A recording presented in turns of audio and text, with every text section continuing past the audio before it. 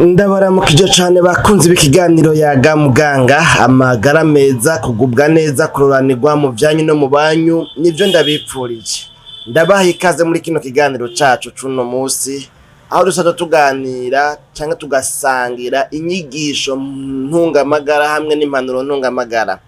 Muri rwa rukurikirane rwa vya biganiro tumazemwo imisi tuvugana ku bijanye n'indwara zandukira ziciye mu bihimba vy'irondoka, hariho ikintu kimwe nagomba ko tuvugana ko mu bijanye n'inzira novuga ngo abantu benshi banduriramwo izo ndwara, kubera yuko birashoboka yuko umaze kwiyumvira mbega bigenda gute. Murambona abantu, ndamaze kubona abantu baza biyumvira canke se bishizemwo yuko kuwo bakundanye yagwaye infection, no kuvuga yararenze ibigo canke se nimba ari umukenyezi wiwe nimba ari umugabo wiwe yararenze ibigo, canke naho nimba ari umufiance wiwe ati ye nibigiye kimwe nigeze kwakira umusore hanyuma arambwira ati jewe uko ameze ukuntu izo ndwara jewe nkabanze ko tutigeze turyamana, no kuvuga rero je nta bindi ca ndamuheba ca ndamwihoza.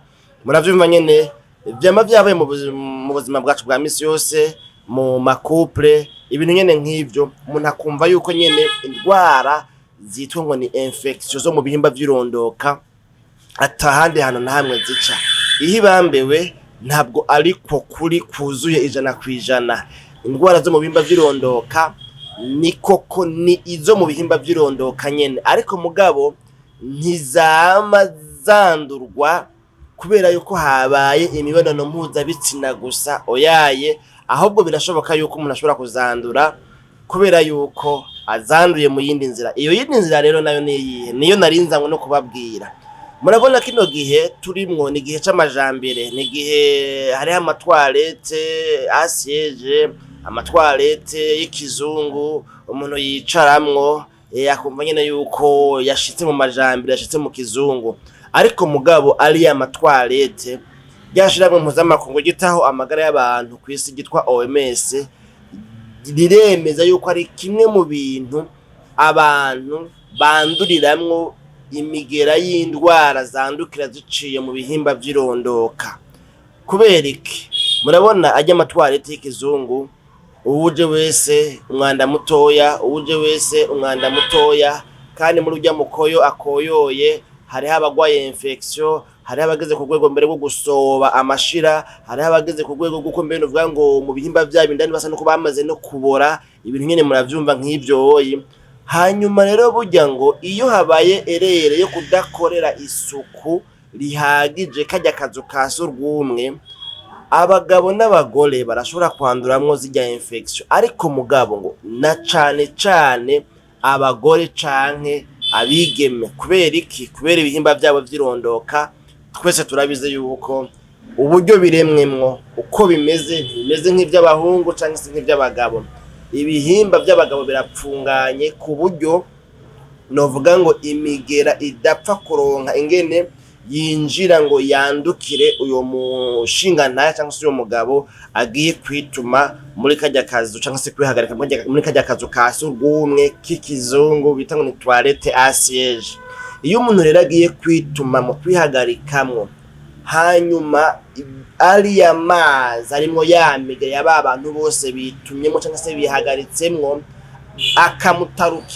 amutarukiyeko, no kuvuga ko hatabaho contact entre ibihimba vy'irondoka vy'uyo muntu hamwe na y'amazi avuye muri kakazo ka surwumwe yamutarukiyeko. Abigeme rero n'abakenyezi bobo kubera ko surface de contact y'ayo mazi iciba nini bivanye no kubihimba vyabo vy'irondoka, novuga ngo bimeze kuje nyene musanze mubizi. No kuvuga yuko rero aba bantu barakarirwa cane no kwandura ama infection cyangwa se indwara zandukira ziciye mu bihimba vy'irondoka zitazananye mu mibonano mpuzabitsina, ahubwo zizananye muri twatuzu twa surwumwe, kubera yuko ya micafu yabatarukiyeko muri kakazu ka surwumwe k'ikizungu ko kwicarako. Abagabo si cane, abagabo si kirenga. Murambona abagabo baza agacaye kubera ko bamaze kumva yuko n'amatwarete umuntu ayanduriramwo, ngira ngo n'amatwarete araho ngira ngo namatwara itaraho, ariko mu vy'ukuri abagabo si cane. Umuntu arabumviriza mugabo akihorera, ariko abagabo si cane. Umugabo wiyumviriye ingene igitsina ciwe kimeze kugira ngo wemeze neza yuko agwaye infection yakuye muri toilette, biragoye kuvyumva neza ingene iyo infection yoba yarinjiye muri kirya gitsina ciwe hanyuma akagwara infection iturutse muri bya bintu novuga ngo byamutarukiyeko. Uvyiyumviriye na wewe ndibaza ko ushobora kumva neza yuko mu vy'ukuri atasano rihambaye rihari, naho navyo nyene bishoboka bivanye n'urugero rw'ivyamutarukiye kuko bingana na surface de contact uko yabaye. Ariko abagabo si cyane, mugabo abakenyezi n'abigeme igihe cose mugiye mu kazu ka surwumwe mwiyubare. Birashoboka yuko ofisi umukozi w'umwigeme, umuyaya, umubone, hanyuma ugasanga uyo mumedi wawe rero aragwaye infection, navyo nyene ndamaze kubibona. Hanyuma ugasanga umuyinabuja aje kuvuza umukobwa agaca yumva ko atahandi hantu havuye izo infection kiretse ko yoba yasambanye, canke ugasanga n'umukobwa wawe canke n'uwureze mu rugo, hanyuma wagenda kumuvuza ugasanga agwaye infection, kandi ugaca wumva neza yuko atahandi hantu yazananye ahubwo uwo muntu asambana.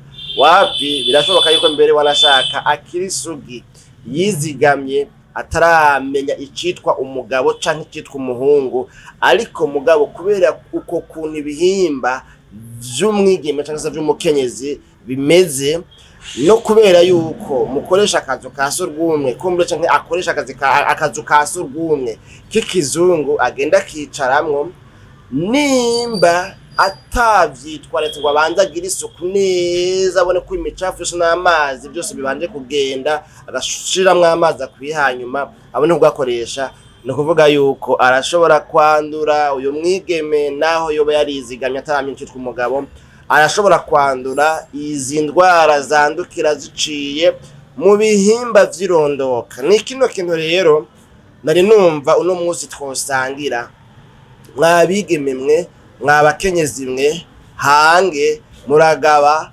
muvyitwararike, mube maso, mwirinde, mwiyubare. Igihe cose mugiye mu kazu ka surwumwe k'ikizungu umuntu yicaramwo, mumenye yuko hariho amariske yo kuba mwokwandura indwara z'abantu bose bihagaritse muri ako kazu ka surwumwe, ugasanga nyene ibintu ntibibaye uko mwari muvyiteze.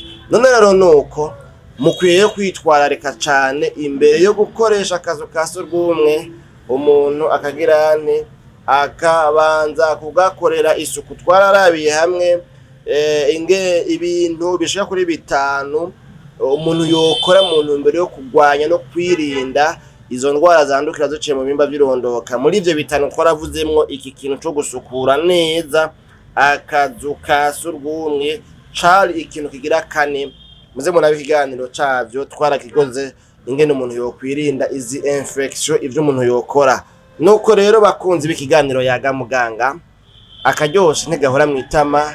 Ikiganiro cacu cuno munsi nakigarukiye, tuzosubira naho butaha.